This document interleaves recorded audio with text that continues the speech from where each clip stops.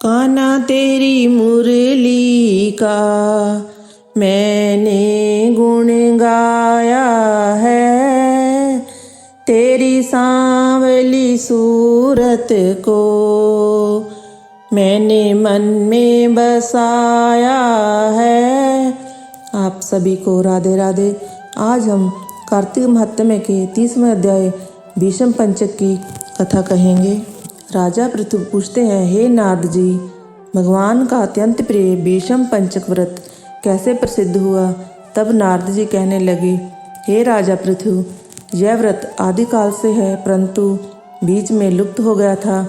फिर यह कैसे प्रसिद्ध हुआ, सो कथा हम तुमसे कहते हैं। सुनो। श्री कृष्ण जी ने भीष्म जी से इस व्रत का वृतांत कहा। तब सर्वप्रथम भीष्म जी ने इस व्रत को किया। इसी कारण तभी से यह व्रत भीष्म पंचक के नाम से प्रसिद्ध हुआ। हे राजन, भगवान श्री कृष्ण जब पांडवों की ओर से दूत बनकर कौरवों को समझाने गए तो सबसे पहले वह विदुर जी के पास पहुँचे। विदुर जी ने उनका बहुत आदर सत्कार किया। फिर श्री कृष्ण जी भीष्म जी के पास गए। वहाँ जाकर कुशल क्षेम पूछने के बाद श्री कृष्ण जी ने अपने आने का संपूर्ण वृतांत भीष्म जी से कहा। तब भीष्म जी कहने लगे कि हे भगवान, त्रिलोकीनाथ होते हुए भी आप पांडवों की ओर से ही दूत बनकर क्यों आए? आपका पांडवों के साथ इतना प्रेम क्यों है? तीनों लोग आपके वश में हैं। तब पांडवों के पास ऐसा क्या वशीकरण मंत्र है, अथवा उन्होंने ऐसा कौन सा व्रत, तप अथवा यज्ञ किया है जिसके कारण आप उनके वश में हो गए हैं? तब कृष्ण जी हंसकर बोले, हे गंगा पुत्र, यह अत्यंत गुप्त वार्ता है, फिर भी मैं तुमसे कहता हूँ। उन्होंने एक ऐसा व्रत किया है जो मुझको अत्यंत प्रिय है, इसीलिए मैं उनके वशीभूत हूँ। अब मैं उसका वृतांत तुमसे कहता हूँ।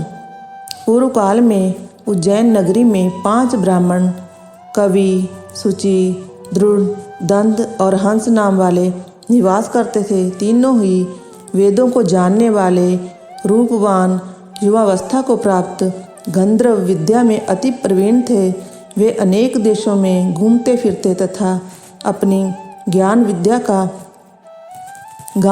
का प्रदर्शन करके खूब धन प्राप्त किया करते थे।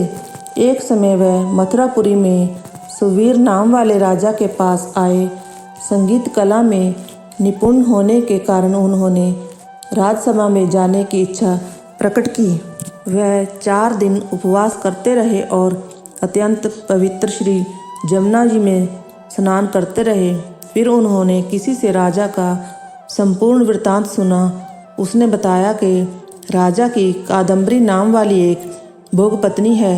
वह संगीत विद्या में निपुण, राग तथा कंठ में अत्यंत प्रवीण है, नाचने में दक्ष तथा रूप यौवन में अद्वितीय सुंदरी है। वह प्रतिदिन एकांत में राजा के सामने नृत्य करती तथा गाती है। ऐसा सुनकर वे ऐसे स्थान पर जहाँ से नृत्य तथा ताल का शब्द सुनाई पड़ता था जाकर खड़े हो गए। फिर राजा के पास आने जाने वाले के पास जाकर कहने लगे, बड़े ही दुख की बात है कि राजा के पास नृत्य कला का जानने वाला कोई नहीं है। वीणा में 2 तार ढीले हैं, ताल बराबर नहीं है, बाजे में नृत्य शुद्ध नहीं है। इसी प्रकार की बातें वह प्रत्येक से करते रहे। तब तक किसी ने यह बात राजा से जाकर कह दी। राजा ने तत्काल जहाँ पर कादम्बरी का नृत्य हो रहा था उन 5 को बुलाया। वहाँ पहुँचकर उन्होंने राजा को आशीर्वाद दिया और बैठ गए। कादम्बरी ने उनको संगीत विद्या में अति निपुण समझकर विशेष नृत्य किया। जब उसने चक्र में ताल दिया तो उन ब्राह्मणों ने उसको रोक दिया। उसने चक्कर छोड़ तथा योग्य ताल दिया, मगर चक्र खंडित नहीं किया। इस पर कादम्बरी का रूप और गुण देखकर वह 5 उस पर मोहित हो गए। कादम्बरी भी 5 को देखकर उन पर मोहित हो गई। उसने रात्रि को चोरी छिपे ब्राह्मणों के पास अपनी एक सखी के हाथ यह संदेश भेजा कि तुम 5 में से एक प्रतिदिन नगरी से दूर उत्तरी कोण में यमुना तट के समीप जन शून्य लताओं से ढका हुआ अनंत नामक तीर्थ है। वहाँ पर मेरे पास आकर अपनी अपनी विद्या तथा गुण का प्रदर्शन करो। मैं भी वीणा तथा राग की अपनी कुशलता दिखाऊंगी। भगवान कहते हैं कि हे भीष्म जी, एक ब्रह्मचारी जो मेरा भक्त था, दुष्ट संगति के भय से गांव से अति दूर वहाँ रहता था। उन दिनों वह भीष्म पंचक व्रत करता हुआ देवालय में मेरा पूजन करता था। कार्तिक शुक्ला एकादशी के दिन उन संगीतज्ञ ब्राह्मणों में से कवि नाम वाला ब्राह्मण वहाँ पर आया। कादम्बरी भी मुनि के उस स्थान पर पहुँच गई। वहाँ मुनि ने जिस प्रकार पूजा की, उस कवि नाम ब्राह्मण ने भी उसी प्रकार भगवान का पूजन किया। उसके बाद वीणा लेकर गान करने लगा। उस मुनि ने क्योंकि अपना मन जीता हुआ था, इसी कारण उसने गान सुनकर भी क्रोध नहीं किया। सारी रात कादम्बरी और कवि गायन नृत्य करते रहे। मुनि को गोबर का आचमन करते देख कवि ने भी वैसा ही किया।